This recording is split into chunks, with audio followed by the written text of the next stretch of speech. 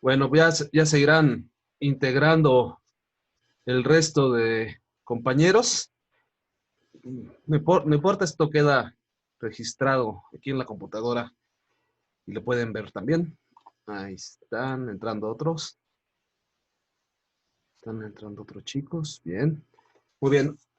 Bueno, pues hola a todos. Espero que estén bien. Hoy tengo un invitado que es el compañero Efrén Cortés. Es la primera vez que él nos acompaña aquí en el grupo.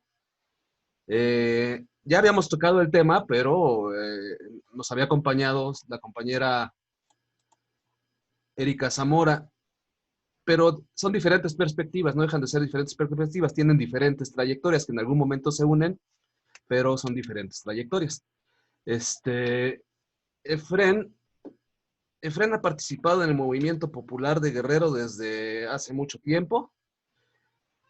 Y en el movimiento, le tocó también participar, pues, en el movimiento armado en Guerrero. Y fue preso político, si no me equivoco. ¿Cuántos años? ¿4 años estuviste preso, Efren?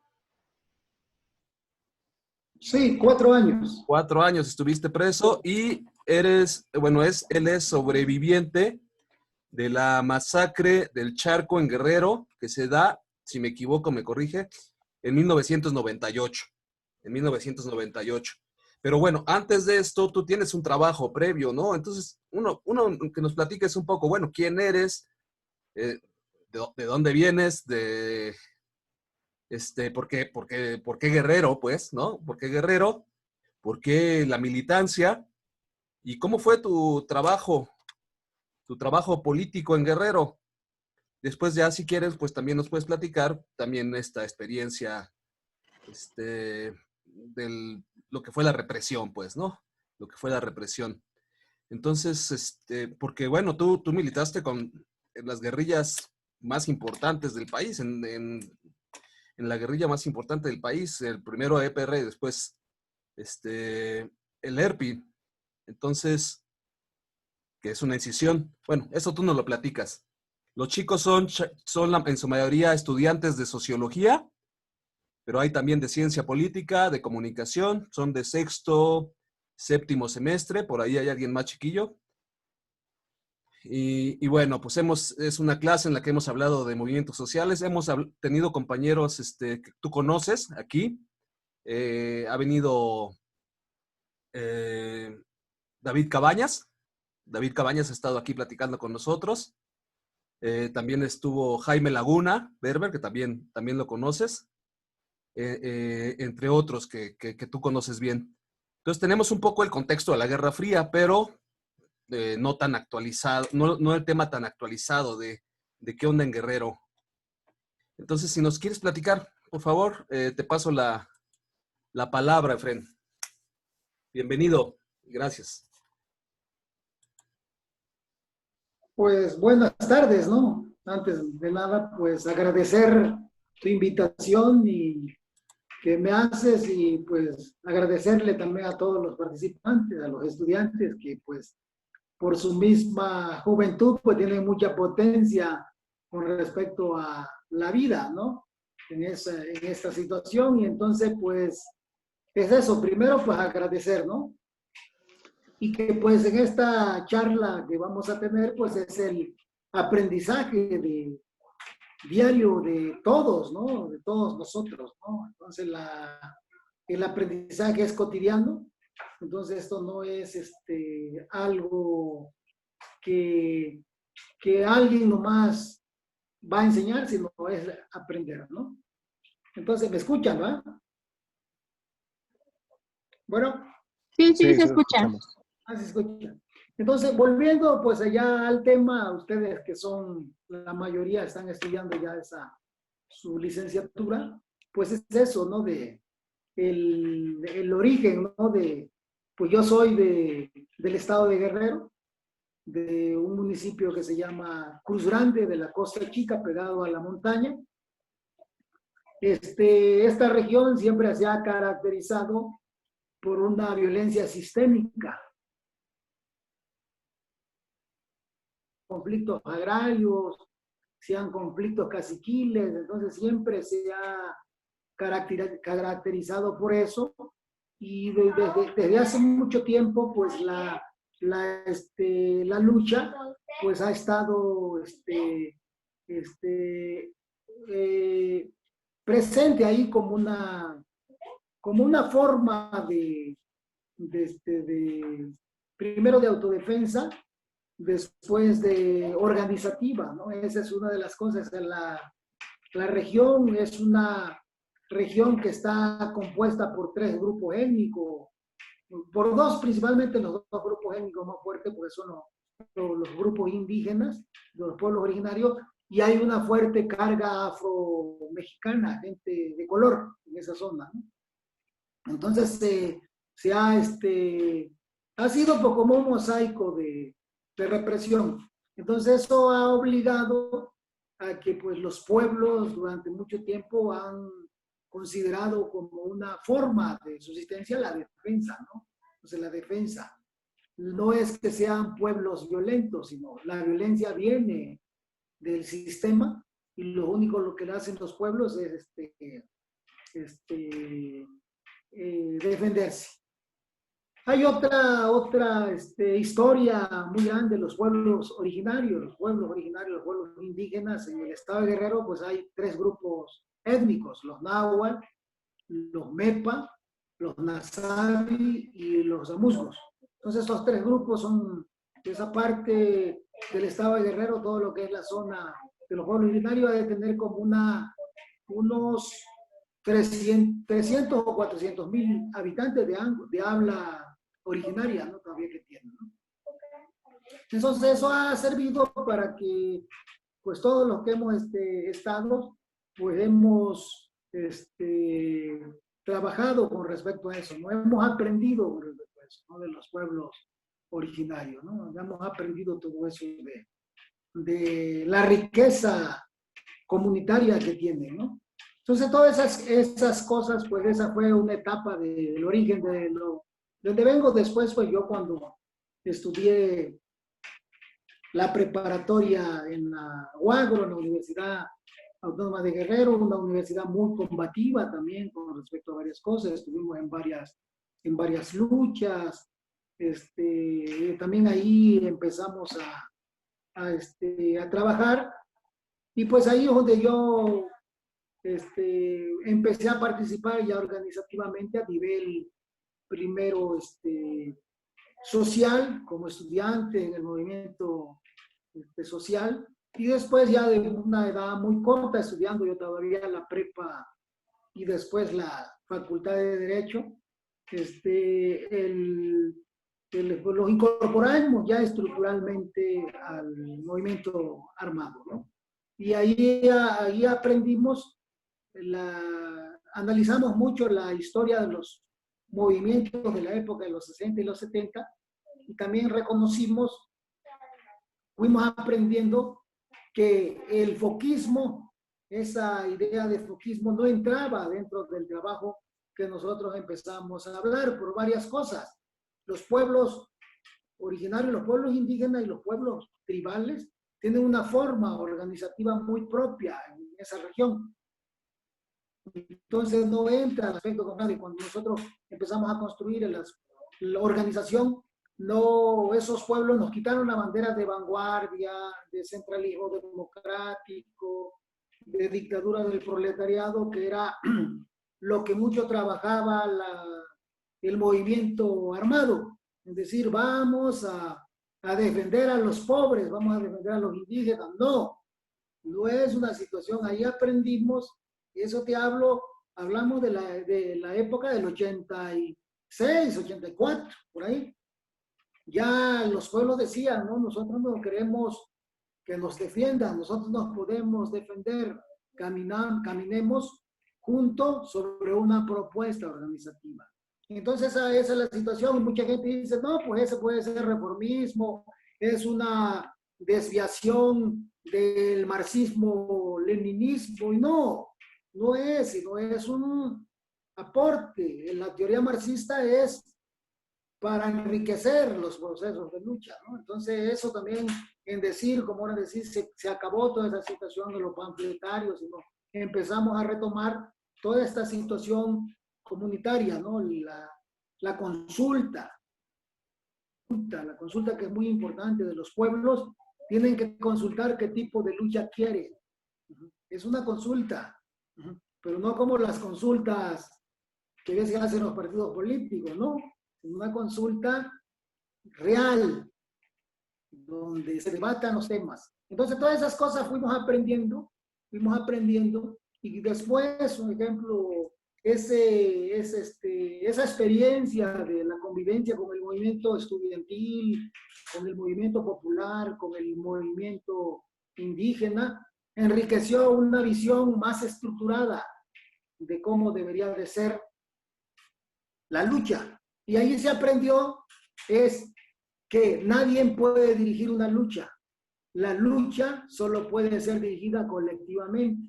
Que las capacidades individuales tienen que ser para enriquecer las colectividades, no para liderarla.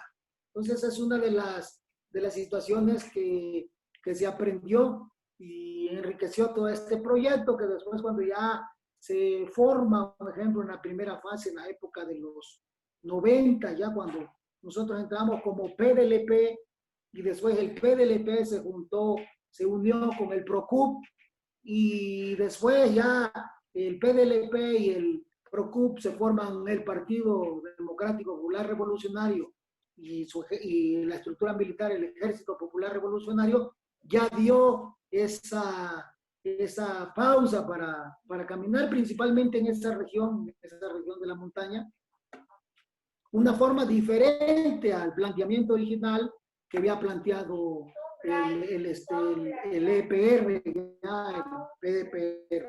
Entonces ya cambia, y pues entramos a una etapa ya no muy propia, como decían las estructuras nacionales o estatales, sino ya muy propia de la realidad objetiva de la lucha y la revolución. Entonces eso, ya el quehacer político cambia. No es que se está renunciando al marxismo-leninismo, pero sí al marxismo-leninismo se le quitó la ortodoxia, de que decían, como a nosotros nos educaron hace mucho tiempo, es que así dijo Marx y así dijo Lenin, así debe de ser. Pero eso fue hace 200 años y el otro hace 100 años, y las condiciones sociales, las condiciones sociológicas, las condiciones económicas son diferentes a Europa de aquella época, ¿no? Aquí en México. Entonces es una de las cosas que enriqueció mucho el planteamiento teórico, pedagógico, metodológico y hasta de estrategia, ¿no? Entonces, toda esa situación, y mucha gente a veces empiezan a decir, no, si no te asumes como marxista-leninista, no lo eres. Y el marxismo no es que sea algo por decreto. El marxismo desde el planteamiento, como lo plantea Marx, Federico Hegel y el propio Lenin, que es una herramienta, pero aparte es dialéctica, la teoría es dialéctica, que no es que se está negando, sino se está enriqueciendo, se está replanteando, se está implementando de acuerdo a las condiciones. Entonces es una de las cosas que fue grande para toda la gente que éramos muy jóvenes en aquellos tiempos, y nos enriqueció. Entonces, la lucha en la montaña de Guerrero pues ha sido eso. La lucha en la montaña de Guerrero tiene una historia de racismo, exclusión, marginación, violencia. Nosotros, digo, yo he platicado mucho cuando nosotros llegamos en la época de los 84, por ahí, a la montaña, a la zona indígena, el ejército violaba a las niñas indígenas de 12, 13, 14 años, ¿no? Entonces era una violencia, porque decían, pues son mujeres y son indígenas, no valen nada. Entonces, pero después, cuando ya entró la organización y los pueblos se reencontraron en que tienen capacidad de luchar, de decidir, ya pararon todo eso, ¿no?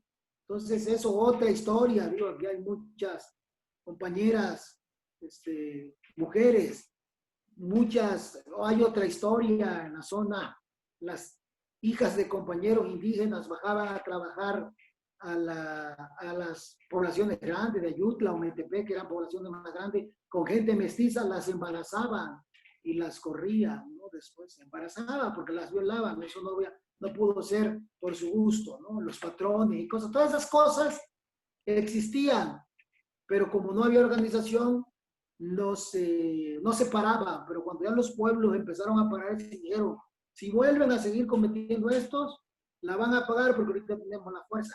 Ahí empieza ya el movimiento indígena a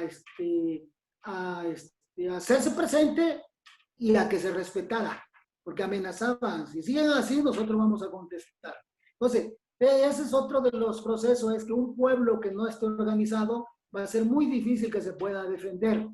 Un pueblo que no se sabe defender, mucho menos va a poder tener la posibilidad de confrontar. Entonces, esos son los procesos, la organización, la autodefensa y la capacidad punitiva de golpear, ¿no? Entonces, y hablamos en el aspecto organizativo, porque mucha gente luego se cae mucho en el aspecto militarista, que un pueblo solo se puede defender con el fusil en la mano, con las armas. No, un pueblo se puede defender cuando tiene la capacidad de organizarse.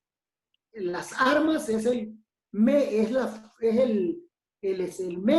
pero no es el objetivo es la organización. Te va a servir, porque ¿para qué quieres una arma si no estás organizado, ¿no? Entonces esa es una de las cosas, es decir, no, y por eso el foquismo se considera no viable en esa zona.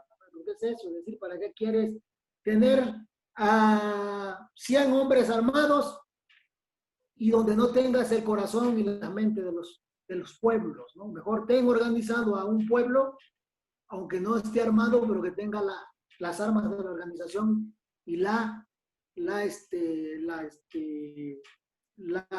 tenga la organización y las causas. Entonces, es una de las cosas de todo esto de la montaña de Guerrero, como un mosaico de historias que se van tejiendo a través del caminar. Nada estaba escrito, todo se fue elaborando y sistematizando. Digo, hay una historia, quien sistematizó mucho la historia del poder popular fue Jacobo Silva Nogales, ¿no? El comandante Antonio primero del EPR y después del ERPI, ¿no? Él sistematizó parte de eso, del poder popular, que es ese, el poder popular. El poder popular es ese. Desde la visión de los pueblos en la montaña no era ganar un ayuntamiento, sino construir sus órganos de decisión en el aspecto organizativo, en el aspecto productivo, en el aspecto hasta de autodefensa, ¿no? Entonces, esa es una de las cosas de toda este caminar. Y ahí pues yo también fui aprendiendo. Yo también cuando era muy joven era muy ortodoxo en el aspecto del marxismo. Nosotros pensábamos, luchamos por la toma del poder, la dictadura del proletariado, el centralismo democrático, como se plantea. Digo, si ustedes han estudiado mucho en el aspecto marxista, va por ese lado. Pero una cosa es lo que dice la teoría, pero ya en la práctica son las condiciones las que van a decir, y eso no indica que niegues el marxismo, pues, como ciencia, como teoría, como estrategia, como método. No, eso es viable. Hoy, en el siglo XXI, el marxismo es viable. El marxismo es viable porque las condiciones siguen iguales, con otras formas de explotación, con otras formas de acumulación, pero ahí está.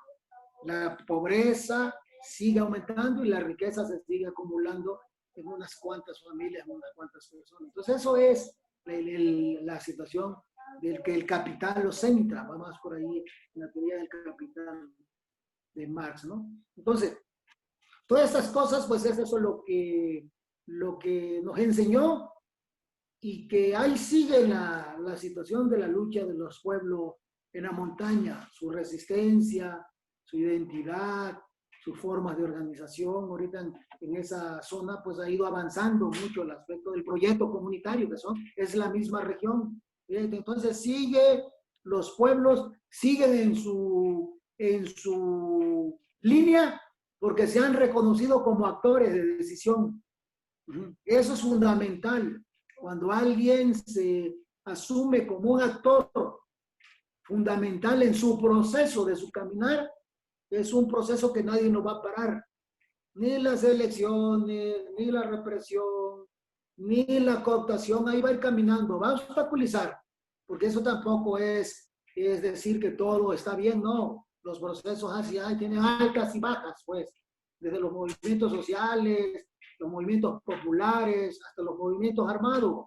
Eso no es que todo es para arriba y para arriba, tiene altas y bajas porque el Estado es como una fortaleza que te impone condiciones, pues, a nivel jurídico, a nivel económico, a nivel social, entonces te va a contener porque es un Estado, ¿no? Es un régimen, una forma ya de ejercer el poder, ¿no? Entonces esa es la situación de este proceso tan enriquecedor, tan ilustrativo para la historia, pues, del Estado de Guerrero y de México como país ya a lo largo y ancho. Entonces, esa es la situación de lo que sucede en la lucha en la montaña de Guerrero, ¿no? Entonces, esa sería como una introducción general de lo que fue, no sé qué es lo que preguntaría o alguna cosa que quisieran preguntar. Sí. Bueno, si los chicos quieren participar, también pueden alzar la mano y hacerlo. Muy bien. ¿Cómo es ese? No sé si puedes abundar. ¿Cómo es ese proceso? Tú tienes una labor dentro de la estructura organizativa de enseñanza, ¿no? Algo así, de preparación política e interactúas con los campesinos. ¿Cómo logras, cómo se da esa interacción en el aspecto político? ¿Cómo se da esa experiencia? ¿Qué dificultades enfrentaste o qué flexibilidad hubo? ¿Finalmente fue fácil? Bueno, ya algo has mencionado, ¿no? Finalmente te tuviste que quitar mucho de esta ortodoxia que traías cargando, pero ¿cómo lo recibe el campesino indígena en la Sierra de Guerrero todas estas enseñanzas? Pues es eso, ¿no? Los pueblos campesinos e indígenas ya tienen una forma estructural de organización. Entonces, y más que eso, como ahora la ciencia, el estudio nos enseñó algo que es muy importante, como decir, porque no hay que tampoco renegar de la teoría. La teoría es fundamental, eso es viable, lo que dice Marx, ¿no? Sin teoría revolucionaria no hay práctica revolucionaria. Eso es vigente, eso no puede ser. Y decía, como ahora hay una historia, cuando nosotros empezamos a trabajar, había un campesino que es un relato real. Ese campesino era un hombre como de 70 años, no sabía leer, pero tenía un saber, una capacidad empírica excepcional. Y cuando nosotros llegamos, ahorita dentro de eso, él preguntó, yo no sé leer, enséñenme a leer. Y dijo él, porque en la historia, yo he escuchado que en la historia del mundo, dijo con sus palabras, ningún burro ha dirigido una revolución, dijo él. Entonces, es algo que hasta podría de ser, a nosotros nos quiso dar risa, pero era la realidad, lo dijo. Pero volviendo a eso, como eran decir, nosotros vamos muy ortodoxo con respecto a eso, ¿no? Así es el planteamiento revolucionario, nadie se puede salir de aquí. Pero los pueblos nos hicieron cambiar la situación de la realidad. Como ahora empezamos primero, cuando nosotros nos acercamos, empezamos primero con el desarrollo de la humanidad, las etapas de la Universidad de Federico Henry.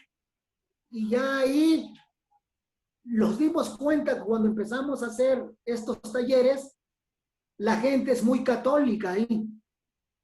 Y dijo, nosotros estamos con ustedes, compañeros, pero antes de todo los invitamos a rezar a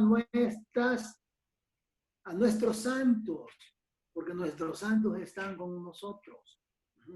Entonces, desde ese aspecto rompe con respecto, y nosotros llevamos que la religión es el opio del pueblo. Entonces, desde ahí, entonces, ¿cómo nos ganamos la mente y los corazones y tuvimos que acceder a irnos a hincar a los templos de ellos? Entonces, los pueblos cuando miraron, decían, estos compañeros, nos ganamos sus mentes y los corazones.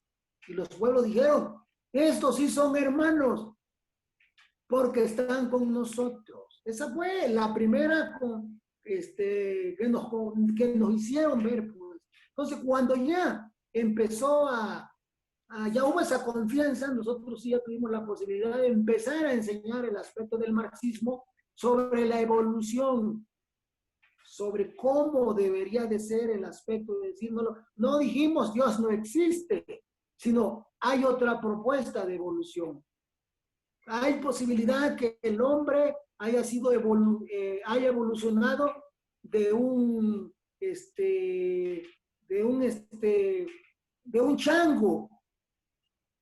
Entonces la gente dijo, ¿a poco? Y la gente preguntaba, ¿y por qué no tenemos cola ahorita? Si venimos de ahí. Entonces todas esas cosas empezó la situación y fue un proceso en ese aspecto, fue un proceso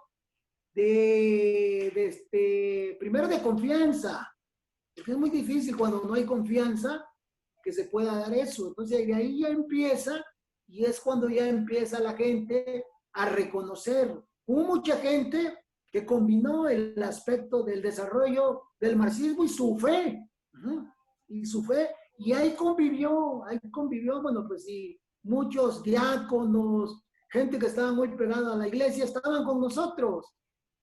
Y ellos rezaban. Bueno, hay historias de cuando nosotros ya, como EPR, que hacíamos campañas de propaganda y acciones militares, los diáconos nos bendecían. Los curanderos. Entonces, esa situación de decir, ese es el otro aprendizaje que se da. Entonces, allí es donde ya empieza y empezamos a cambiar, como lo que ya había dicho, la situación de la propuesta. Entonces decir es cómo vamos a hacer, porque de ahí yo saqué una frase, nunca exijas que te hagan caso si tú no has tenido la capacidad de convencer. Allí es donde ya viene esa situación, nunca hagas, tienes que convencer, porque es un pueblo que ya durante cientos de años ha tenido esa forma de pensar con respecto a la religión y a la fe. Entonces nosotros lo que sí hicimos luego romper es que los sacerdotes no representaban a la iglesia, la gente reconoció, porque ellos estaban con el poder. Como ahora le empezamos a decir, a ver, el sacerdote de Ayutla, de Ometepe, ¿con quién vive? ¿Con quién convive? No, pues con los ricos. Entonces, si está con Dios, la gente decía, no está con Dios, está con el diablo. Ellos representan a Satanás. Entonces, ahí es donde ya entra toda esta situación de empezar a trabajar ya esta propuesta en concreta y trabajar esta vía. Entonces eso ya nos dificultó cuando ya la gente consideró la confianza y muchos compañeros ya se ganaron el respeto de las comunidades, fue más fácil convocar a acciones ya beligerantes, pues. Es eso, la gente ya decía con respecto a eso, ellos ya no son parte de nosotros, son hermanos de lucha. Los pueblos decían eso. Ya no era el movimiento armado y las comunidades, era el movimiento de todos. Ahí es donde ya entró la situación, lo asumían como parte, pero para eso tenías que asumir su idiosincrasia de ellos, pues. Su idiosincrasia en el aspecto de su fe, como ahora en la montaña es muy sintomático que el 3 de mayo tienen que írsele a rezar al cerro para que llueva. Allá suben los diáconos, los comisarios de la población y hacen comida comunitaria y allá todo el mundo reza para que llueva. Es antes, el 3 de mayo empiezan las lluvias como el 15 de mayo. Entonces, todas esas cosas fue un aprendizaje también. Y mucha gente dice, oye, pero eso es no ser consecuente,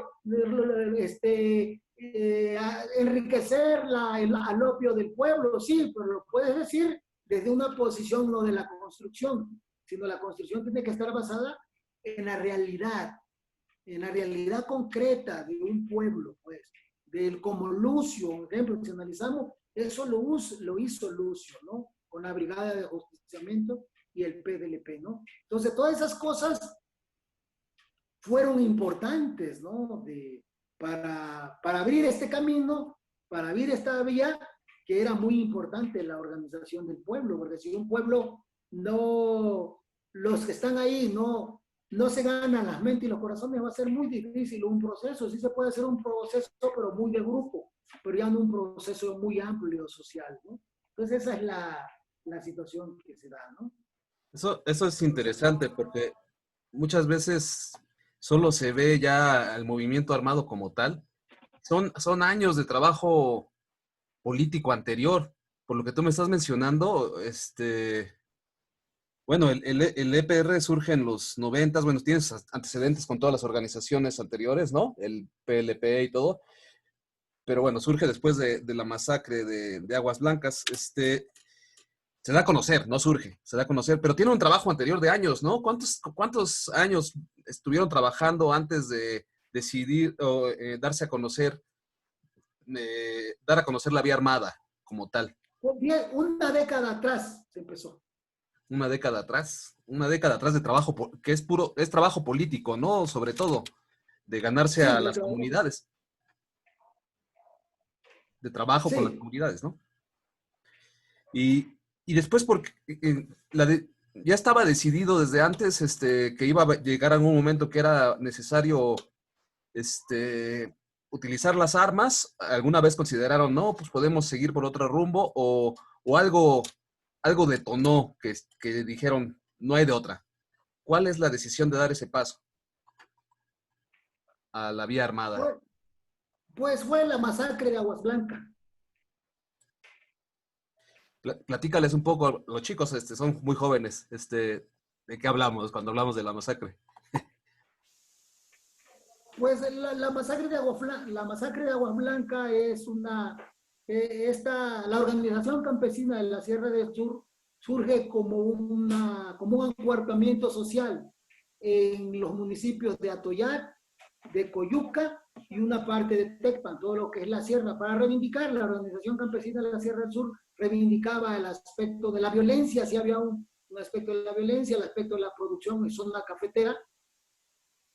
Se da todo esto y en el 85 es cuando se da la masacre.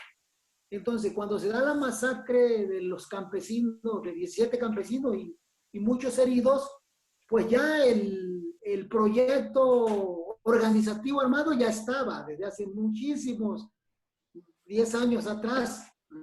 Ya había con respecto a eso, pero eso obligó, porque ya eso lo ha dicho, lo dijo la dirección del EPR, ¿no? De que esto obligó a responder, pues, a responder, porque eso no nomás fue una situación, fue un crimen, pues, donde el Estado sí planificó para aniquilar esta organización social, era una organización social, y de ahí es donde ya el movimiento armado pues surge ya como al otro año como un movimiento estructurado, ¿no? Como una fuerza beligerante. El EPR tenía su estructura armada, sus mandos, su estructura de dirección. Entonces sí llegó, ya cuando presenta en el Valle de Agua Blanca, sí tenía sus mandos, sus estructuras, capitanes, tenientes, hasta los comandantes, ¿no? Pero ya una estructura ya que se había aprendido, que se había aprendido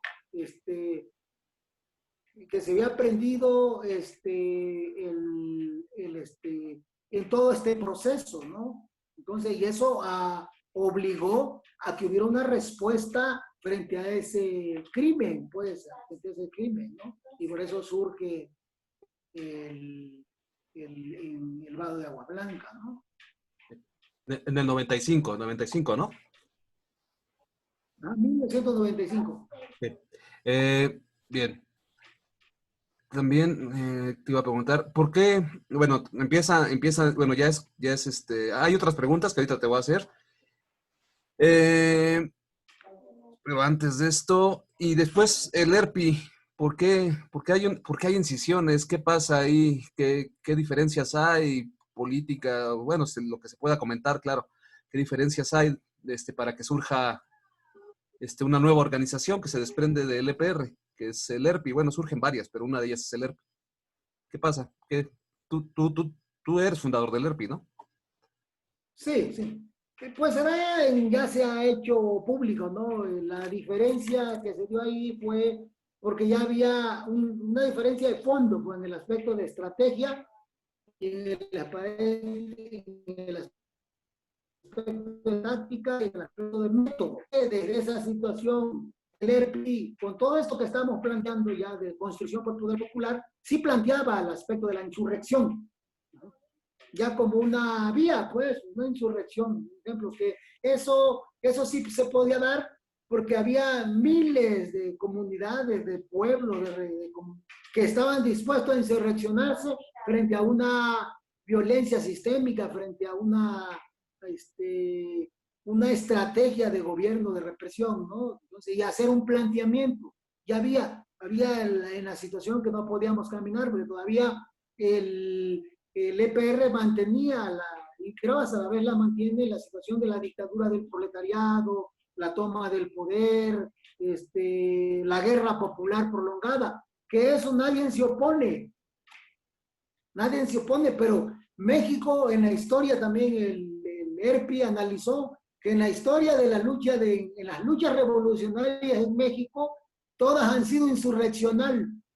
Eso no indica que no haya habido luchas regionales, pero que en México sí el planteamiento, si vemos la independencia de 1810, las leyes de reforma de 1850 y luego la revolución de 1910. Entonces son revoluciones insurreccionales que empezaron como movimientos locales y acabaron en movimientos insurreccionales. Entonces, esa vía también la propuso el ERPI de que no se debería de desechar, pues, sin renunciar al planteamiento general de guerra popular prolongada, porque la guerra popular prolongada, pues, desde hace mucho tiempo los movimientos armados la han mantenido, pues.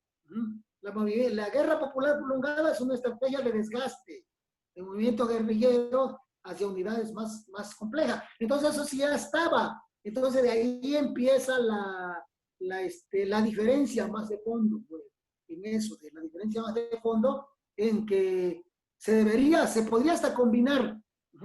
Se debería combinar, bueno, el EZLN demostró en pleno siglo XX de que la insurrección era viable, ¿no?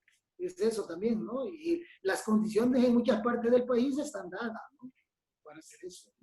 Esa fue la situación de fondo. A mí me tocó, pues, todo este proceso, el desprendimiento, el análisis de varias cosas de qué era viable. Entonces nosotros en nuestra región la avalamos porque sabíamos que era importante, no estaba mal planteado. Nadie está negando el marxismo, nadie está negando la situación de que el pueblo pueda construir poder, en lo que también había una diferencia en decir, no hay que gastarnos mucho en decir, luchamos por la toma del poder. ¿Por qué mejor que se mantenga esa propuesta y por qué no mejor cambiamos? Es construyamos poder. Construyamos poder. Porque ¿para qué queremos ese poder caduco, corrupto, represor? Entonces hay que construir. Entonces decir eso no indica, construir poder no indica que te opongas a la toma del poder, pero no como el planteamiento arcaico, pues, no un planteamiento diferente. Esa también ahí chocó, porque volvemos, es eso, ¿no? Todavía se mantiene la situación. Ellos mantenían eso de que nosotros luchamos por la toma del poder. El ERPI decía, no los oponemos a que se tome el poder. Lo que sí tenemos que replantear es por qué no construimos poder. Y ya había todo esto, ¿no? Muy bien. Mira, por ahí, ahorita te quieren preguntar cuál es la situación actual, pero yo antes de eso sí quisiera que redondearas un poco. Después, ¿cómo viviste esta etapa de la represión que se da, ¿no? Bueno, particularmente la... ¿Qué pasa en el Charco también? Los chicos no conocen muy, tal vez no tienen de todo claro qué pasó en ese momento, pues no habían nacido, muchos de ellos, la mayoría ni había nacido. Entonces, ¿qué pasó? No, a lo mejor sí, no sé, pero estaban chiquitos. En el, en el charco y todo esto, ¿qué ocurrió? ¿Qué ocurrió en esa etapa? Y bueno, que tú la viviste este, muy directa, de forma muy directa, ¿no? Eres protagónico ahí. Platicarnos un poco eso, qué pasó ahí y cuál es esa experiencia para salir de ahí, ¿no? Salir de ese momento represivo que se vivió.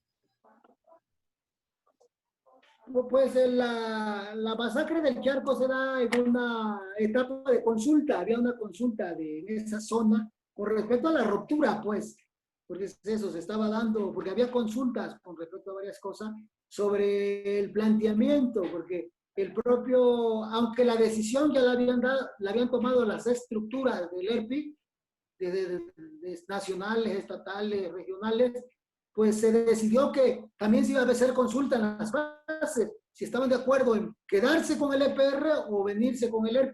Eso había una situación de consulta cuando se da toda esta situación de la masacre del Charco. Ahí había esa consulta cuando en 1998 se da en esa comunidad, el Charco es una comunidad del municipio de Ayutla de los Libres, pues se estaba haciendo la consulta, el día 7 se hizo la consulta, ahí, ahí estaba una compañera, Erika Zamora Pardo, pues que ella estaba contribuyendo con respecto al aspecto de formación y alfabetización, estaban metidos ellos con respecto a eso, apoyando, porque pues eso, los proyectos revolucionarios necesitan de mucho apoyo, no es eso, se necesita saber lo que están haciendo los compañeros estudiantes, qué piensan, el compromiso. Entonces todo eso se da y el día 6 empezó la consulta sobre esos temas que se estaban tratando, el aspecto de la ruptura, el aspecto de declarar el municipio de Ayutla, Ecatepec y varias, como un municipio autónomo también se estaba tratando, todo ese el aspecto, y el aspecto de la producción para ser autosuficiente en esa región. Entonces eran los puntos que se estaban tratando.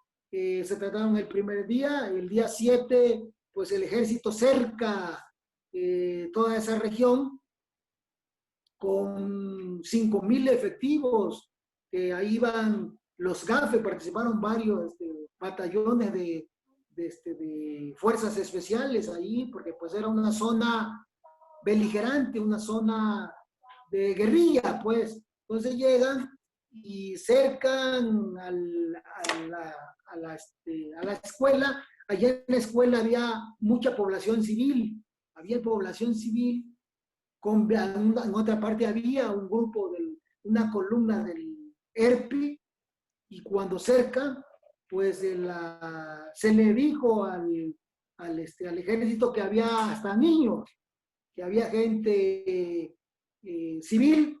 El ejército pues dijo, pues no hizo caso, empezó a disparar, empieza la confrontación con con la columna y pues tarda el enfrentamiento desde las 2 de la mañana hasta las 6, 7 de la mañana, en ahí en el Charco.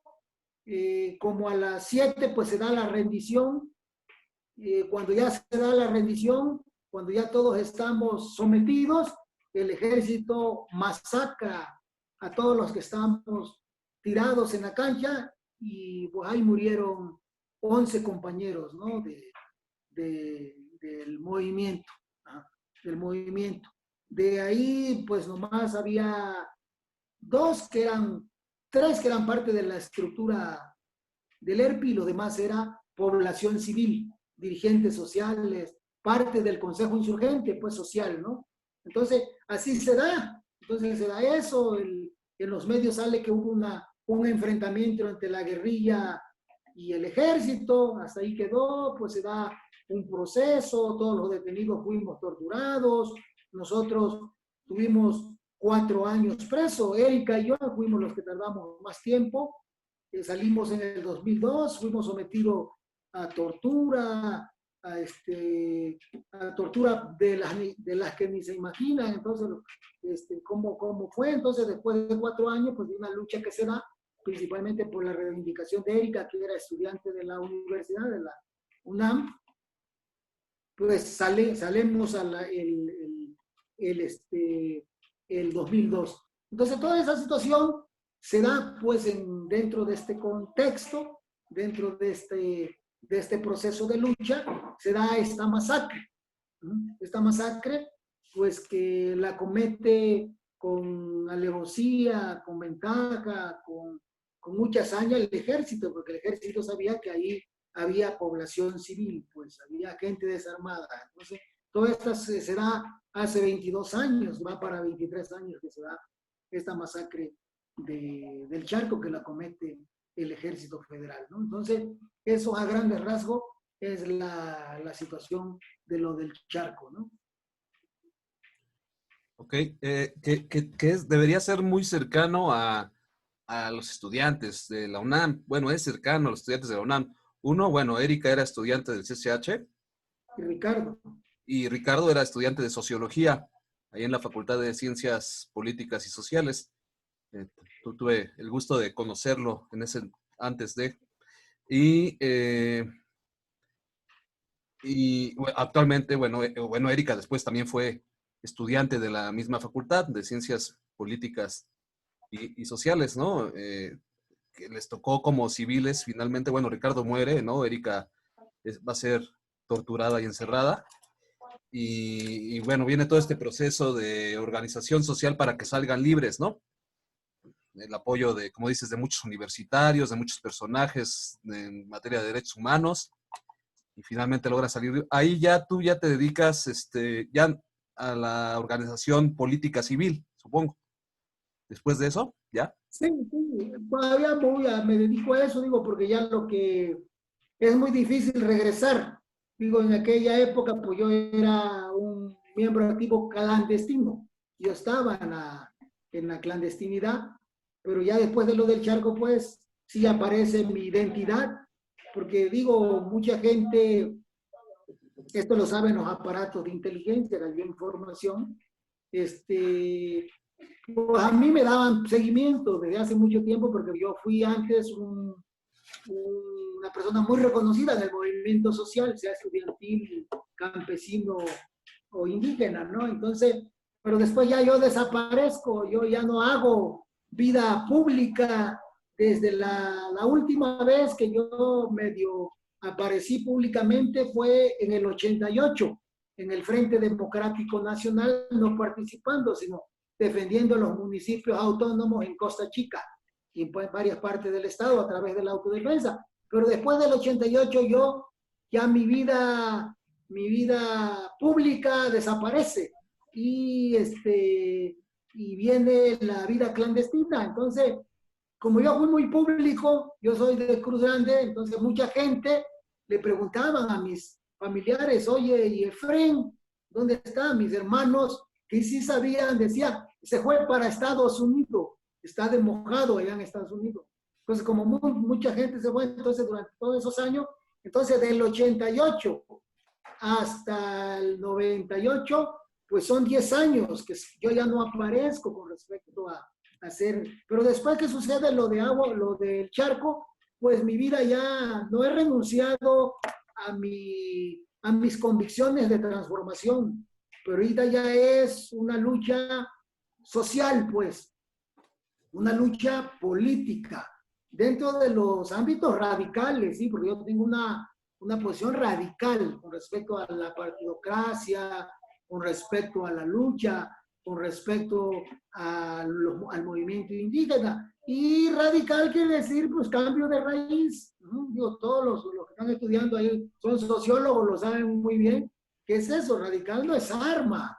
Radical no es agarrar las armas, porque soy armado y soy radical. No, la erradicación viene del concepto de raíz, ¿no?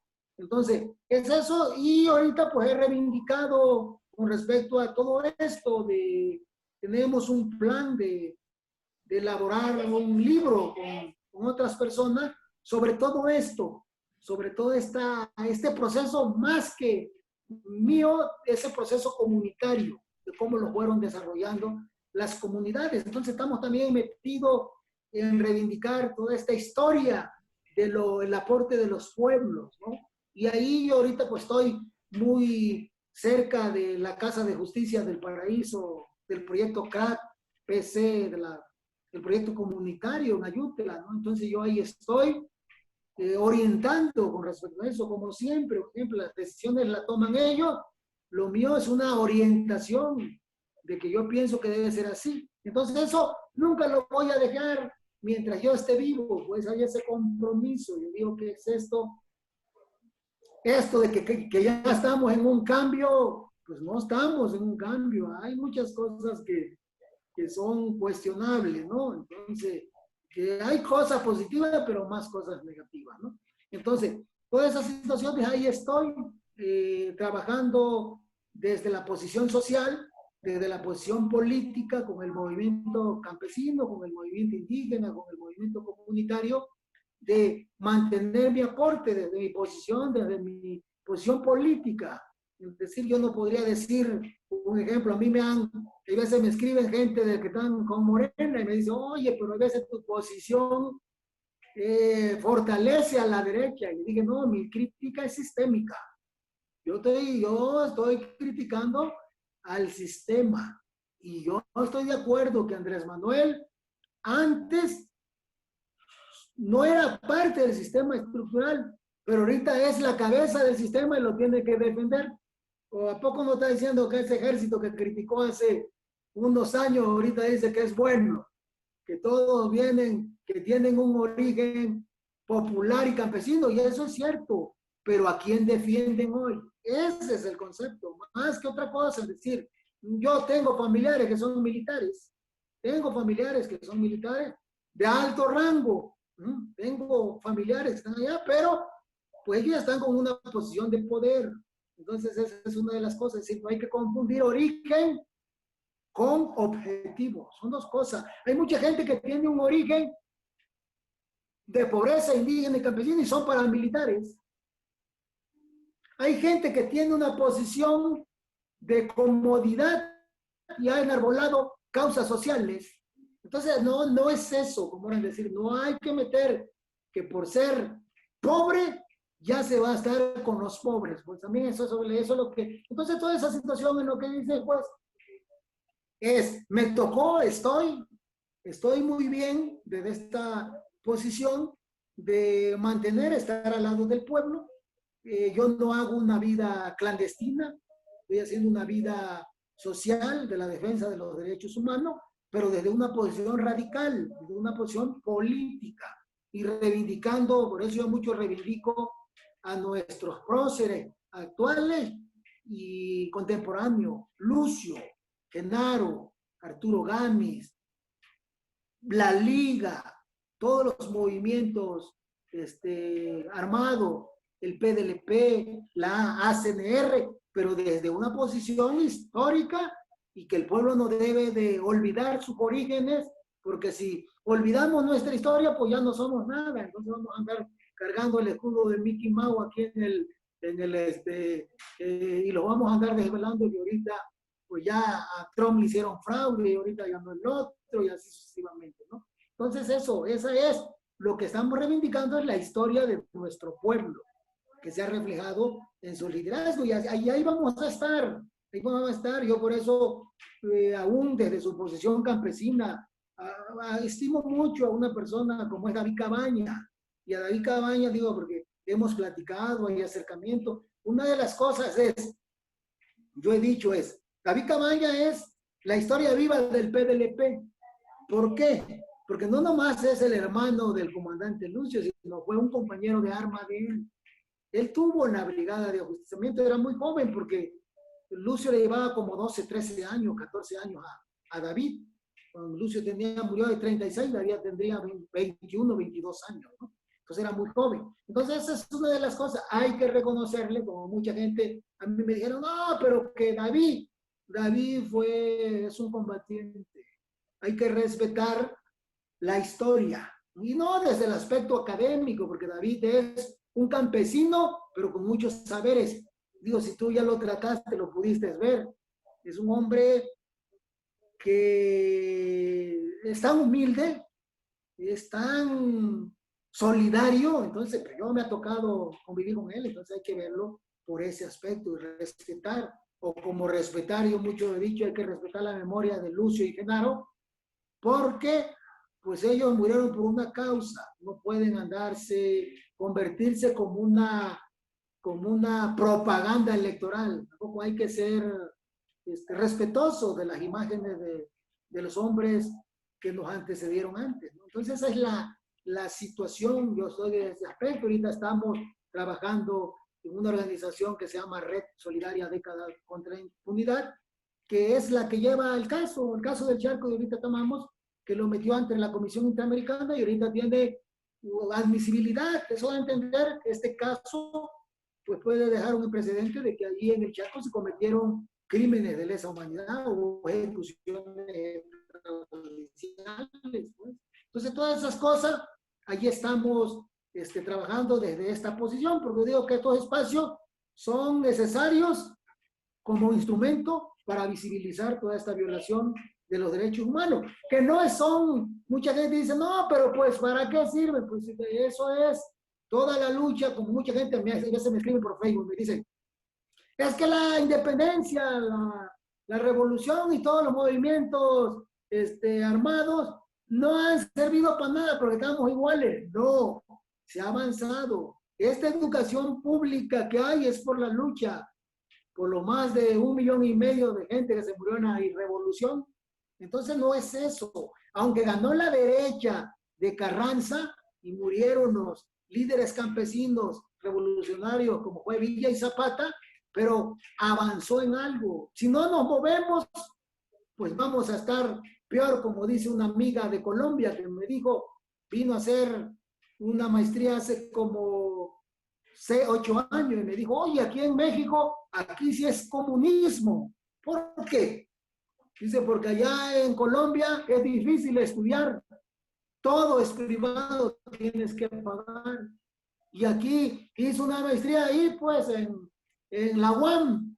Y dijo, no, aquí estamos en el comunismo. Yo, no estamos en el comunismo, criticamos. Pero para que se hiciera esta ley, se murieron 1,5 millones de gente cuando el país tenía 15 millones. La mitad se murió de hambre y la mitad se murió en combate. ¿A poco? Sí es eso. Entonces esto ha costado, pues tampoco decir un ejemplo, toda esta lucha que se hace desde el aspecto universitario, las huelgas que ha hecho la UNAM por parar, porque ese era el principio de la privatización, la última del 99. ¿Cómo viene a estar ahorita la UNAM? Con cuotas grandes que no se podían pagar por una persona pobre. Entonces, todas estas luchas son importantes, pues, son importantes, ¿no? Entonces, no se hubiera ido el rector que corrieron, ¿no? Barnés, ¿no? Entonces, toda esa situación son importantes. Las luchas no es sembrar en tierra infértil. Las luchas son procesos que a veces se triunfa o se gana. No todo es la revolución cubana. No todo fue de la revolución de Nicaragua, aunque la echaron a perder. No todo de la revolución rusa, que después de 70 años la echaron abajo, pero son procesos. Negar que el pueblo por luchar es un retroceso porque se recurre a la violencia, es muy retrógrado ese pensamiento, pues. Eso sí es retrógrado porque le estás quitando al pueblo que se haga, que considere la violencia sistémica como castigo de Dios. Y eso no, ni es castigo de Dios, porque si es castigo de Dios, ese Dios es malo, pues. no los representa, pues. Entonces es una de las cosas que es el aprendizaje, como van a decir, el aporte, Lucio, Genaro, Arturo Gami, todo, la propia liga, con sus problemas como todo movimiento, hizo un gran aporte que movilizó a los sectores urbanos. Eso es una, la liga es un movimiento guerrillero urbano. Lucio, Genaro, un movimiento armado popular ya. El EZ, un movimiento armado indígena en su mayoría. El EPR, un movimiento indígena, campesino, popular. Entonces, toda esa situación va. Si no, no se abrieran, no anduvieran jugando con esta democracia. A mí todavía me tocó, cuando era muy chico, que los presidentes municipales en la región los ponía el gobernador y los caciques. Y quien se levantaba, amanecía muerto. Eso lo miré yo hace 45 años. Entonces lo miré cómo actuaban. Hoy, aunque sea, la gente se manifiesta. Y hay lugares donde la gente, a través de su organización, pone a gente decente. Porque no todo, hay gente muy decente que ha hecho cosas por sus comunidades, por sus pueblos, no se roban el dinero y no están. Y era antes de la tesis esa de no robar, no mentir, no traicionar. Entonces eso fue antes con respecto a eso, ¿no? Entonces toda esa situación, yo digo, todo esto es lo que nos ha tocado y aunque nosotros hemos pasado por este proceso de lucha social, lucha armada y hoy lucha social, reivindicación de derechos humanos, vamos a estar, porque ya nos tocó, pues, imagínate cómo nos miraríamos del otro lado.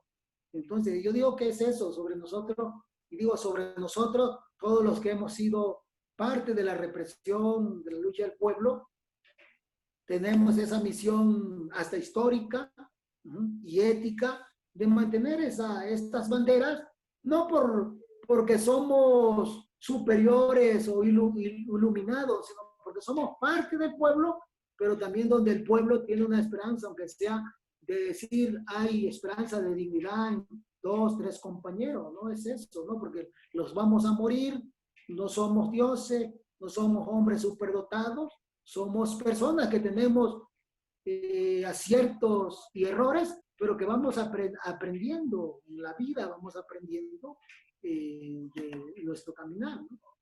Esta sería. Muy bien. A Quetzali Alpizar, ¿puedes preguntar tú, por favor? Directamente. Sí, gracias. ¿Cuál es la situación actual del Estado, de la guerrilla o del movimiento en Guerrero? Pues digo, de la guerrilla, pues yo ya no estoy activo en eso, pero te hablaré del movimiento social. Y el movimiento social de Guerrero tiene una fuerza real respecto a eso, una fuerza real. Y hablamos del movimiento campesino, del movimiento indígena, en que están construyendo, como en la montaña de Guerrero tiene 4 casas de justicia del proyecto comunitario. Y el proyecto comunitario es, que es la casa de San Luis, Espino Blanco, Citlaltepec y El Paraíso, Mayuta. Estas 3 casas de justicia en El Paraíso, pues tienen un territorio como de unos 100 kilómetros por 100 de ancho. Entonces es grande, es un territorio muy grande, donde ejercen la justicia y la justicia y la seguridad. Ellas son unas instituciones que se han ido creando a nivel popular con los recursos de las comunidades. Es una de las regiones donde menos violencia hay. Eso está demostrado. Entonces, el movimiento campesino indígena pues va avanzando en base a las condiciones y pensamos que tiene muchísima viabilidad, se fortalece, tiene su altas y bajas porque ha salido en los medios, que hay veces hay con problemas en las casas de justicia, la de San Luis principalmente, si ustedes están metidos en los medios, pues hay problemas, pues hay grupos también, de repente se quieren dar como purgas ahí, porque es el poder, entonces decir es el poder hasta en las relaciones personales chocan, chocan en las relaciones personales, porque una relación, sea afectiva o sea laboral, son relaciones de poder. Entonces, cuánto y más en una región donde, imagínate, los coordinadores de las casas de justicia, la del Paraíso, tiene 1000 hombres armados que tiene al frente, lo que controlan los coordinadores. Entonces, es un poder lo que controlan ellos. Y hay veces han cometido errores, como ahora se han cometido agravios sobre mujeres, como ahora en esta parte hay todo este proyecto comunitario todavía hay una causa pendiente, la violencia hacia la mujer. Si hay violencia hacia la mujer, porque es eso, como eran decir, pensar que porque ya sea de izquierda, pensar que porque se asumen como revolucionarios ya no hay machismo, pues estamos viviendo en la luna. El machismo es poder. El machismo es poder, no es verlo de decir, no, que ya es machista. Entonces, es eso, es algo, aún nosotros que estuvimos trabajando durante muchos años, avanzamos mucho en el aspecto de luchar en contra del machismo, pero todavía el machismo ahí está, se niega a morir porque es poder. Entonces eso, como para decir, en el proyecto comunitario va caminando, pero todavía el machismo está muy arraigado, muy, nomás mira los comentarios de los que se dicen de izquierda. Hay gente, a mí me han escrito, decir, no, es que a la mujer no se le puede dar poder porque después van a mandar. Entonces ellos ya se están curando en salud, entonces están hablando de poder.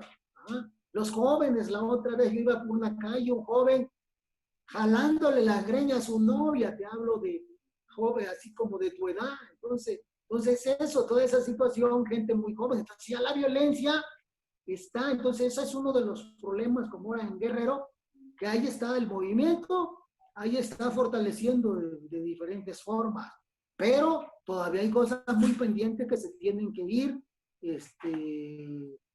trabajando en el filo mayor, por acá, por la Costa Grande, pues está la lucha contra la madera, el aspecto de la violencia por el narcotráfico. Entonces, hay muchas cosas que ahí están, pues, pero el movimiento como movimiento, ahí está enraizado, pues, con sus altas y sus bajas, pues, eso es lo que existe, ¿no? Gracias. Gracias. Yo tengo otra duda. Sí. En ese sentido que hace rato hablabas, Efren, de la bifurcación que tiene como este movimiento guerrillero y que tenían como esta problemática en pensar el poder, ¿no? En que uno, sí, pues en este rollo de discutir las relaciones de poder, no sé, estoy dando por entendido que su plan guerrillero buscaba la toma como del poder absoluto de la nación. Y en este mi pregunta es como, ¿ustedes cómo pensaban el poder, no? O sea, ¿su crítica iba a descentralizarlo o a centralizar el poder? ¿Cómo fue ese proceso o a qué conclusiones llegaban cuando discutían el poder? Pues es eso, ¿no? De esto, que esta pregunta que hace era muy interesante, porque esta pregunta que tú dices es parte de la ruptura con el EPR. Entonces, el poder, por ejemplo, desde nosotros lo analizamos, el poder sea de derecha, de izquierda o de centro, es poder. No hay un poder que es el poder de izquierda, no. El poder es fuerza, es control. Entonces, analizamos nosotros de por qué se dieron tantos crímenes después de la Revolución Rusa, o por qué se llegó a tanta barbarie con Pol Pot en Camboya, o por qué se hicieron muchas purgas en diferentes lados, ¿no? Entonces eso nos obligó a decir, bueno, si se lucha por el poder, no estamos en contra. Pero ¿por qué el pueblo no construye poder propio? Y de ahí surge la estrategia de construcción de poder popular. Dentro de la visión que tenía el ERPI, es que el poder popular era un poder del pueblo y que ese poder el pueblo nunca debería de renunciar a la autodefensa, porque si más al rato el poder central lo retomaba un partido argumentando que era el único que podía decidir, el pueblo tenía derecho a defenderse y a contestar, a decir, no, nosotros no lo vamos a someter hacia las decisiones centralistas de una burocracia, que sí es revolucionaria, pero que está más que defendiendo los intereses de la nación, está defendiendo los intereses de un grupo. Desde ahí ya viene, el poder popular es eso, el poder del pueblo, donde el pueblo no debe de renunciar a sus armas, como dijo Ho Chi Minh, la guerra de todo el pueblo. El pueblo en arma, aún triunfe la revolución, tiene que estar en arma, porque es un grupo, volvemos, ese es el poder. El poder es eso, por eso. Y hasta ahorita, por ejemplo, Andrés Manuel, hablamos de este poder, de este hombre que habla abrazo, no balazo, no anda abrazado con los altos mandos del ejército. Ese es el poder. Entonces, de repente tiene su Guardia Nacional y es el poder. Entonces, todo eso lo analizamos nosotros. Fíjate, fue un análisis que tardó cerca de una década, todo este debate, porque eso es muy importante lo que tú dijiste, es decir, el poder es uno, como ahora nosotros decimos, México es un país muy amplio, muy grande, con más de 100 millones de habitantes, con 32 estados, y cada estado tiene su problemática. Si triunfara, nosotros analizamos esto. Y todo esto que dice viene desde el concepto de Zapata. Nosotros estudiamos mucho a Zapata, fíjate, y este fue aporte de Zapata y los anarquistas. ¿Por qué anarquista? Zapata tuvo los hombres más inteligentes del anarquismo con él. Entonces eso está documentado eso. Y entonces lo que hacía Zapata, como era Zapata, de ahí venía, porque esto no nomás, fíjate, todo esto de poder popular no es una pedagogía, una estrategia que la traímos de un movimiento ya hecho, sino de la historia. Como ahora había un compañero muy teórico que decía, si nosotros no conocemos la historia de México, vamos a andar queriendo inventar la historia del mundo. Y tenía razón, y le decíamos, ¿por qué?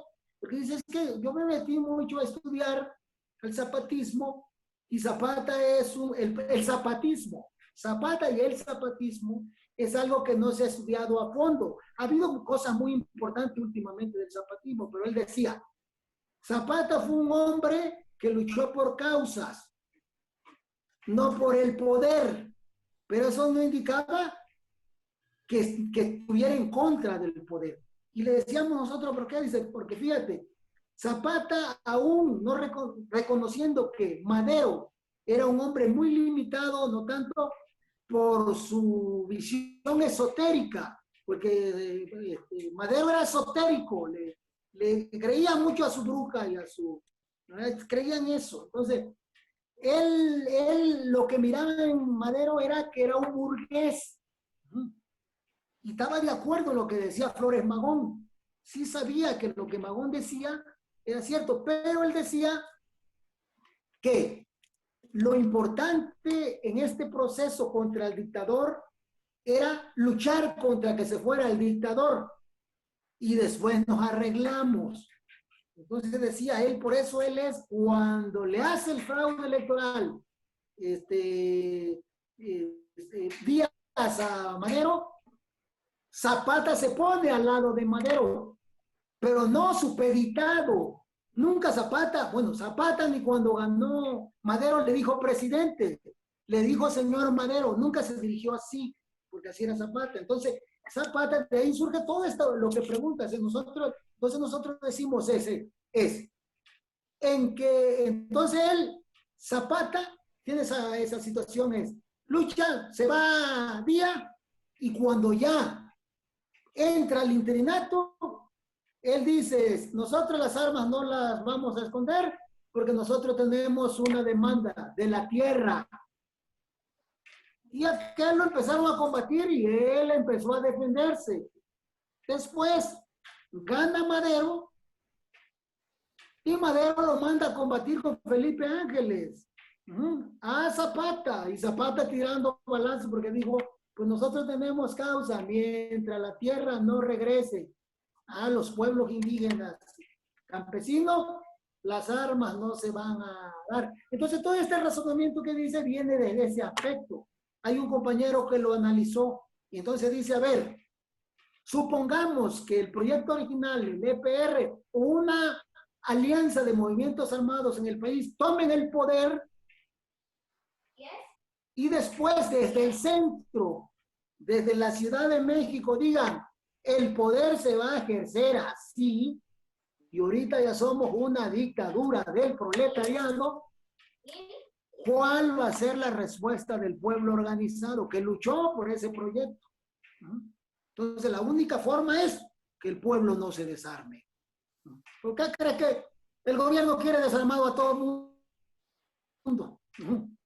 Pues no es porque le tiene miedo a los malosos, pues los malosos están con ellos, ¿no? Entonces, desde ahí ya viene, como van a decir, es las armas. Zapata nos enseñó que las armas deben de ser un garante de autodefensa de los pueblos organizados. Entonces, de ahí donde ya viene es construyamos poder popular. Y el poder popular no es el poder del grupo, del movimiento que tomó el poder o la burocracia que ejerce el poder. El poder popular es la capacidad organizativa del pueblo para oponerse a cualquier imposición de dictadura que afecte sus intereses como pueblo. Entonces allí es donde ya viene, y allí es donde choca, eso es lo que choca con el proyecto original, porque ellos dicen, no, entonces ese reformismo, entonces no se van a supeditar ¿a qué? No se puede supeditar a un pueblo, y eso no indica que esté, que está. Entonces toda esa situación, eso es muy interesante, decir, no es que dentro del debate nosotros estábamos en contra del poder. Nosotros creemos en el poder porque consideramos que es la única forma de solucionar la problemática del pueblo, es el poder. Lo que no estamos de acuerdo es cómo se ejerce el poder y que el poder no tenga límites ni contrapesos.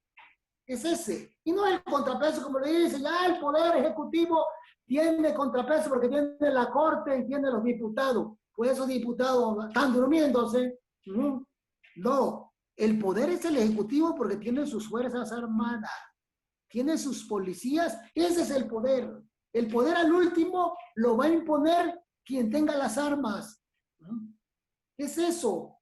Y ahí está Rusia, digo, ustedes son estudiosos. ¿Por qué Stalin mató a más de 20 millones de gente? La misma cantidad que se murieron en la Segunda Guerra Mundial. Fueron las purgas de millones de gente que mandó a asesinar, a masacrar a Stalin, porque estaban en contra y estaban desarmados. Entonces, como mató sindicalizados, anarquistas, trotskistas, se echó todo el plato. Y al último se quedó él, y hasta hay grupos ahorita aquí en México que lo veneran como Dios. No, el cometido eso es, no han estudiado, están bien borrachos, no saben lo que es el estalinismo, ¿no? El estalinismo fue un régimen de violencia y de crimen y de destrucción. Ese es entonces, eso también nosotros lo analizamos todavía, lo alcanzamos a analizar, de que por eso viene esa situación de construyamos poder, pero no un poder que se supedite a las estructuras de poderes centrales, sino a poderes locales. Nosotros decimos, bueno, en el estado de Guerrero, si llega a triunfar la revolución, que las comunidades de la región Costa Chica, la montaña, tengan su poder y tengan su estructura. Y si el centro quiere imponerle algo que va en contra de sus decisiones del poder local, el poder local puede tener derecho a parar. No. Nosotros no estamos de acuerdo, pero esta es nuestra fuerza. No te puedes meter. Estamos de acuerdo con este proceso, siempre y cuando sea, y eso lo analizamos desde la visión de Zapata, porque eso no vino de la guerra popular prolongada de Vietnam, no es el zapatismo, ya lo de ahí es donde surge, porque es eso, como era, solo Zapata hacía asambleas para decidir cómo iba a ser la lucha y la guerra.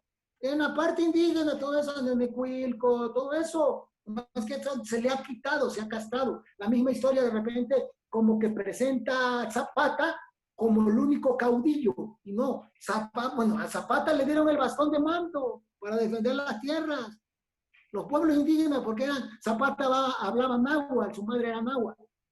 Entonces, toda esa situación se ha ido perdiendo. Entonces, desde esa visión, eso es muy importante lo que planteamos. Es muy importante, y digo, ustedes como sociólogos, como estudiosos, hay que meterse mucho eso, porque es muy importante ver desde el aspecto sociológico toda esa visión que no está centrada, pues, no nomás en el aspecto histórico, como lo quieren, sino hay una situación hasta sociológica, si ves al zapatismo. El zapatismo tiene hasta una situación pluriétnica, una situación sociológica e histórica de su origen, porque en comparación a la lucha de Villa, que era una lucha más del norte, que es importantísima también, el zapatismo tenía un origen comunitario indígena, y ahí viene esa situación. Entonces, pues cuando le dieron, en Anenicuilco le dieron a Zapata el bastón de mando para defender las tierras, pues dijo Zapata, ¿y por qué no se la dan a otro? Como que se quiso decir, porque él era bueno para montar, era caballerango, él andaba de fiesta en fiesta, era bueno para domar caballos, Zapata, pues. Entonces, entonces esa es la situación, no sé si quedó explicada con respecto a eso desde esta visión, ¿no? Sí, gracias. ¿Alguien más quiere preguntar? O porque si no yo... ¿Hay alguien más? De una vez. Bueno, yo sí. ¿Podrías, por si alguien más también lo puede hacer después, un poco platicar de la problemática con los grupos paramilitares, los grupos de narcotraficantes, y un poco la historia que tiene ahí el comandante Ramiro, al cual conociste bien, que les platicaras un poco de esta etapa que es más actual, pues. Pues eso, ¿no? De Ramiro, pues yo lo conocí, Ramiro ahorita tuviera como unos 42 años, era un chavo que se incorporó cuando se incorporó era un adolescente, pues, ¿no? Un adolescente, un niño campesino, pero con una sapiencia y una inteligencia muy empírica y natural, ¿no? Siempre se caracterizó este chavo por querer aprender, como él decía, cuando había teníamos campamentos guerrilleros, decir, a mí tráiganme libros, yo quiero, él había estudiado solo la primaria, a mí tráiganme libros porque yo quiero aprender, y era un hombre que aprendía muy rápido. Entonces, fue desarrollando durante toda esta etapa última una capacidad organizativa muy fuerte en esa región. Entonces, en esa región que la paramilitarización y el narcotráfico ha sido endémico desde hace muchísimos años. Lo único que en estos últimos años el Estado lo utilizó como una forma para aniquilar al movimiento revolucionario o al movimiento social.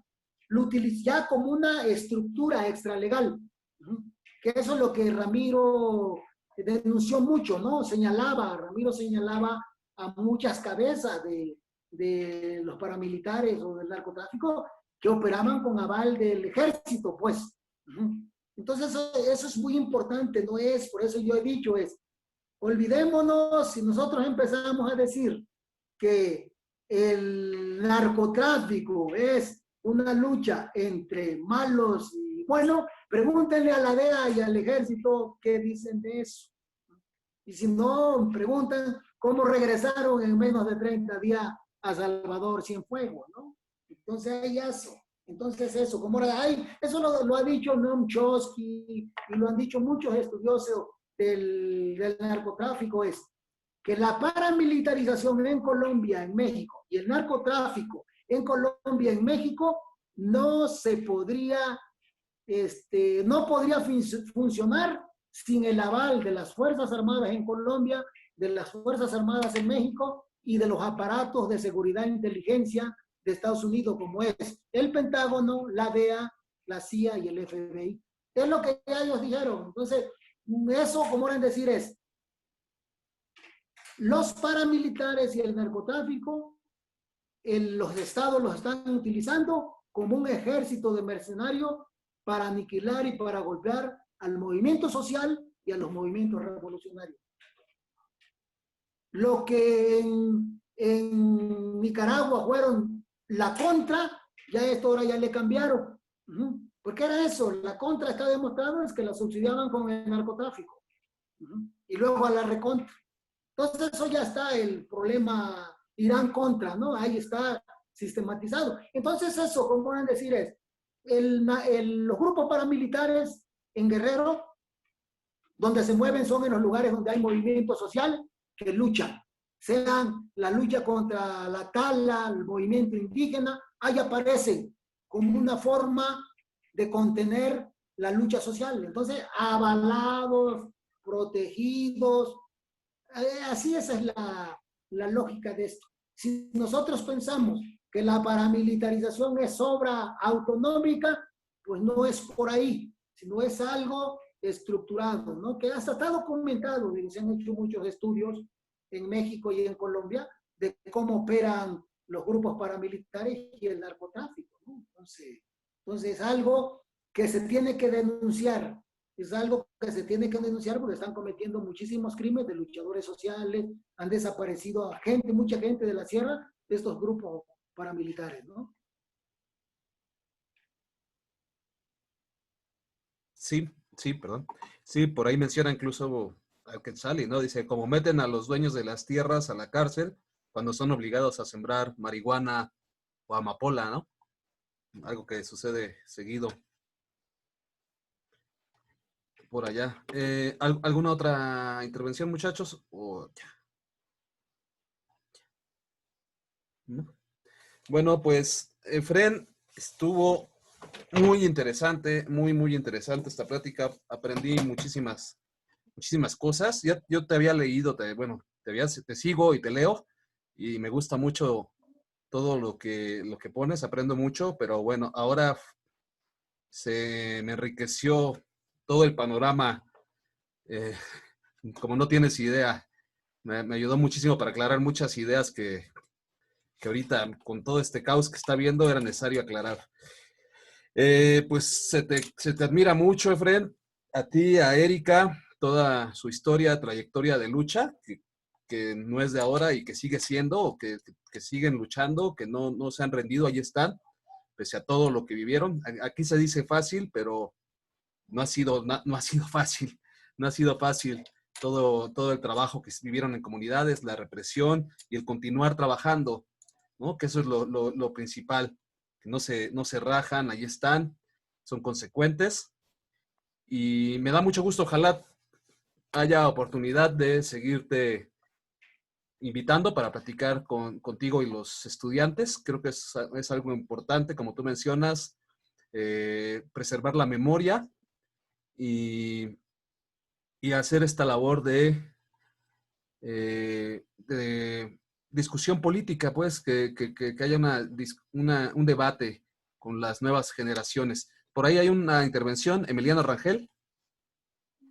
Hola, sí, yo con respecto a los grupos paramilitares, quería saber por qué últimamente ya no ha habido una como visibilización de ellos. O sea, quería saber si es porque ya no existen o porque ya se ocultan más, bueno, los ocultan más o porque la conexión con el narcotráfico es mayor, ¿no? Porque últimamente pues ya no se ha hablado de esos grupos paramilitares que, o sea, mi pregunta es, ¿seguirán existiendo? ¿Siguen existiendo? Y si sí, ¿cuál es en dónde están, ¿no? O por qué no hablan? Los grupos paramilitares están, nomás que lo que vemos es que más se activan cuando la lucha se agudiza. Y ahorita lo que vemos como esto de la cuarta transformación ha traído como esa situación de parar, como era decir, Andrés Manuel como que ha parado mucho, como diciendo no hay grupos paramilitares, y ahorita están promoviendo mucho la Guardia Nacional. Entonces tiene esa lógica con respecto a eso, pero eso no indica que los grupos paramilitares en Guerrero no estén activos. están muy activos acá en la parte minera de Carrizalillo. Han matado a cientos de gente que se han protestado ahí en esa minera canadiense. Toda la parte del Filo Mayor también hay muchísimo. En la montaña ha sido un poco contenido porque los grupos paramilitares no pueden entrar, porque hay este proyecto comunitario, pues, un proyecto comunitario que tiene las casas de justicia, ya las 5 casas de justicia han de tener como unos 5,000 hombres armados y en autodefensa.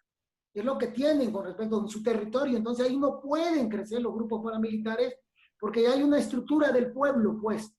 Ahí han querido, pero no han podido, porque han sido detenidos, han sido juzgados, han querido, entonces se ha parado. Pero acá en el Filo Mayor y en la zona centro sí están muy activos, muy ocultado por el gobierno de la Cuarta Transformación, esta estrategia que carga Encina, que ahorita está como subsecretario de Derechos Humanos, pero que está ocultando, ¿no? Y está ocultando y se está centrando mucho en la búsqueda de los compañeros desaparecidos de la normal rural de Ayotzinapa, pero sí están activos. Si te metes así, de repente hay medios locales que sí hay muchos datos de lo que es la paramilitarización en la zona minera de Carrizalillo, en la zona del Filo Mayor de San Miguel Totolapan, de Tecpan. Entonces, toda esa situación, ahí está. Lo único que este gobierno, como que los medios nacionales ya no le dan. Se van con la pura mañanera, ¿ah? Y de Gatell, tirándole a Gatell, pues, que no hace que renuncie, ¿no? Va más por ese lado. La pandemia también ha hecho eso, pues. Entonces, pero de que están en Guerrero, están en Chiapas, están, lo han denunciado los zapatitos, están y protegidos en Chiapas por el nuevo gobierno de Rutilio Escandón, que ahorita y el Partido Verde y cosas, ¿no? En Guerrero también siguen activos, porque hay asesinatos de luchadores sociales, pero los medios de este gobierno como que ha ocultado mucho esa situación, pues. Este gobierno, como se dice, que tiene muchísimo apoyo, pero de que está. No ha desaparecido, porque la paramilitarización pues también es una estrategia de Estado, que la va a sacar cuando la necesite. Esa es una necesidad dentro de esta lucha del poder que hemos visto, pues, que es muy importante, como ustedes como sociólogo, que es el poder, como ahora los grupos paramilitares son una estructura funcional al poder económico, al poder político y al poder militar. Entonces eso es una estructura que ahí está. Ahora las mineras contratan a estos grupos para callar a las voces que los critican. Allí en Carrizalillo han muerto como más de 20 dirigentes que han protestado. Te hablo de estos últimos años. Entonces sí, ahí está, pues, entonces ahí está la paramilitarización. Alfonso Durazo se sacó una que dijo, para que casi da a entender, para que las minas no tengan sus ejércitos de mercenarios, hay que hacerle una policía minera. Va más por ese lado. A lo mejor ustedes lo escucharon, pero tiene esa situación porque las minas canadienses y gringas tienen sus ejércitos privados de mercenarios, ¿no? Entonces esos son grupos paramilitares, pues. Entonces no ha variado. Lo que sí cambió es la narrativa. Yo lo que veo que esta cuarta transformación sí hay una narrativa. Entonces hay una narrativa donde porque está habiendo un cambio a profundo. Entonces toda esa situación, y esto va a pasar, se va a llevar como las 3/4 de este sexenio para que pueda evidenciarse más. Si las cosas le salen bien, porque este hombre trae un proyecto keynesiano, sí lo trae, no es el PRI, como ahora, por eso más peligroso. Trae López Obrador, está en medio de Lázaro Cárdenas y Juárez. Ni es juarista, ni es cardenista. Él es morenista. Entonces trae su propia lógica, porque pues está una alianza muy perversa con los grupos evangélicos. La trae bien, ¿no? Una alianza muy fuerte con los americanos, el ejército, los empresarios que están con él. Entonces él trae algo. Y luego si tiene fuerza, pues tiene mucho apoyo.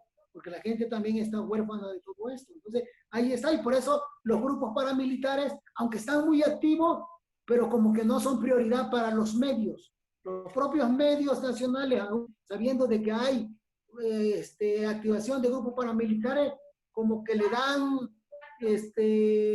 menos importancia, ¿no? Pues algo aislado, no son grupos, entonces como que los medios también están en otra lógica, pues. Entonces eso es lo que yo veo, ¿no? Gracias. Muchas gracias. Bueno, pues no queda más que agradecer el tiempo que nos regalaste, Fren. Muchísimas, muchísimas gracias. Te mandamos aquí un aplauso virtual con unas manitas ahí virtuales. Y pues te reitero, ojalá podamos seguir platicando. Fue una experiencia muy, muy buena. Yo creo que también para los chicos y las chicas. Y bueno, pues un abrazo para ti, un abrazo para Erika. Se les admira mucho y estamos a sus órdenes también. ¿Vale, Fred? Órale, igualmente, pues un abrazo y gracias por la invitación, porque aún con todo esto, pues en la vida todos los días se aprende. Entonces, todo esto que yo narro fue un aprendizaje que fue en el proceso. Bueno, en el proceso, yo también, cuando tenía la edad de estos muchachos que son muy jóvenes, luego se ve en su cara, el tiempo nadie lo puede traicionar, el tiempo es el que dice la verdad. Entonces, somos células, somos materia viva y pues el tiempo nos va a ir cobrando nuestra factura. Y yo lo que veo, pues, aún se aprende. Un ejemplo es, nosotros aprendimos mucho de los pueblos indígenas, aprendimos mucho de los campesinos, aprendimos mucho de gente teórica, académica, que también estuvo con nosotros. Esto que te digo del zapatismo fue un compañero teórico universitario que estaba con nosotros, que traía esa capacidad y nos ilustró y dijo, pues no hay que, está bien, hay que estudiar al mundo, pero México tiene una historia de lucha desde los pueblos originarios, ¿no? Entonces toda esa situación de aprender, digo, me da gusto y me da alegría de que pues haya jóvenes interesados en toda esta problemática, porque esto es una problemática social que a todos nos afecta y eso es muy importante porque la vida no es como nos la plantea el poder, la vida es más concreta, pues la vida es más real. Eso que hablamos como era del machismo, de la violencia hacia la mujer, yo me he topado, yo fui uno de los promotores muy fuertes de fuera y dentro del movimiento armado con respecto al machismo. Nunca me gustó y nunca me ha gustado de que se utilice la fuerza para someter. Y a mí me gusta, yo soy muy liberal, soy de las personas que está de acuerdo en las relaciones, de que si hay personas del mismo sexo que se amen, que se amen. Yo soy hay una experiencia, no la conté, pero ahorita ya vamos a irnos. Hay una experiencia cuando un grupo de homosexuales abiertamente se incorporaron a la columna, se incorporaron como combatientes y había en el debate ya, primero de EPR y después de ERPI, donde decían, no los podemos, había una posición muy conservadora del movimiento armado, no los podemos subir porque son unos degenerados. Si suben, van a querer andar seduciendo a todos los chavos porque hay jóvenes que tardaban un año en la columna, en la sierra. Entonces van a andar prostituyéndose pues casi. Y la experiencia en la práctica fueron tan estoicos, fueron tan dignos, que fueron más responsables que los heterosexuales. Los problemas lo provocaban los heterosexuales porque ya llegaba una compañerita, cual más la quería hacer su novia. Y había. Entonces esa es la experiencia, como es decir, es eso, mentira. De ahí hemos estudiado mucho a García Lorca también. García Lorca no nomás era un revolucionario, era un homosexual abiertamente declarado, por eso lo odiaba a la derecha, porque decía la derecha, lo más criticable que homosexual, está diciendo la verdad. Entonces, ese es eso, como ahora hay una experiencia sobre eso, enriquecedora, donde Antonio, como máximo comandante de la región en Guerrero, autorizó que si se subieran, pues, aún con todo, él dijo que se suban, porque son más, no debemos criticar a los compañeros por su orientación sexual. Hubo otra compañerita que era lesbiana, ¿no? Y subió con su pareja. Y mucha gente dice, no, pero ¿cómo está machorra? Sí, el machismo.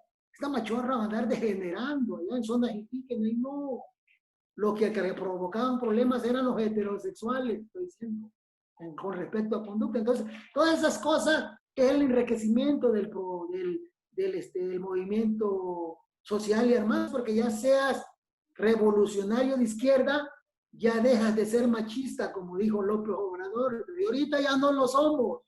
No, es una conducta de dominación, ¿no? Entonces hay cosas enriquecedoras con respecto a todo esto, de que nos tocó pues vivir y nos tocó dar soluciones, porque es eso, tienes que tomar decisiones, porque hacia ti, digo, yo era responsable de esa región, y Dios se autoriza para que suba un grupo de homosexuales abiertamente. Entonces dijeron mucha gente, oye, pero y se los provocan problemas, porque nosotros allá nos dijeron que son gente degenerada. Y no, estábamos degenerados nosotros en la forma de pensar, en la forma de ver, teníamos prejuicios, pues son prejuicios que vamos agarrando con respecto a esto, ¿no? Empezamos, juzgamos a las personas por su orientación, no por sus actitudes. Entonces son varias cosas, yo digo que eso también lo tenemos que ir viendo, y a mí hay veces hasta me da tristeza en el movimiento escuchado de gente de izquierda que todavía mantiene, y te hablo de gente joven, que todavía mantiene, decir, no, que esa es una verdad, nunca. No, en el proyecto revolucionario había homosexualidad, reprimida, pero nos dimos cuenta de que había compañeros tan valiosos que eran responsables, jefes militares que eran homosexuales. Entonces eso no indica como era. Entonces mucha gente dice, oye, ya por ser revolucionario, pues como la iglesia dice, por ser sacerdote ya no se vale.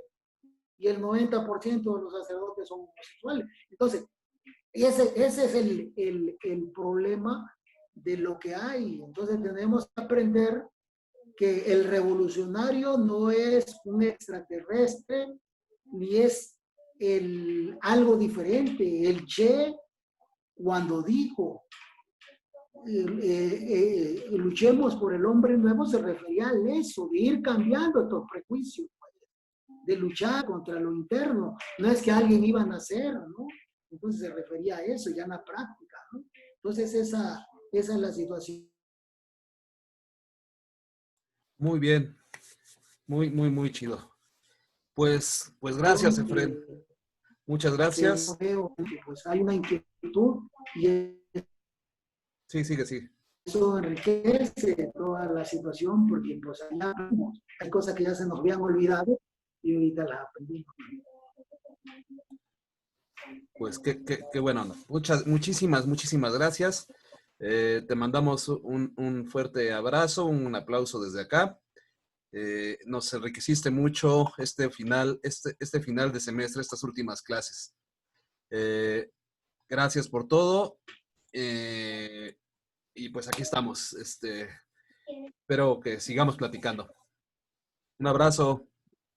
Igualmente, abrazo a todos y felicidades, ¿eh? Igualmente. Nos vemos a todos. Gracias, nos vemos. Gracias. Cuídense mucho todos. Bye, gracias. Nos vemos, gracias. Órale. Muchas gracias, buen día. Cuídense todos. Muchas gracias. Nos vemos, Efren. Bye. Igualmente.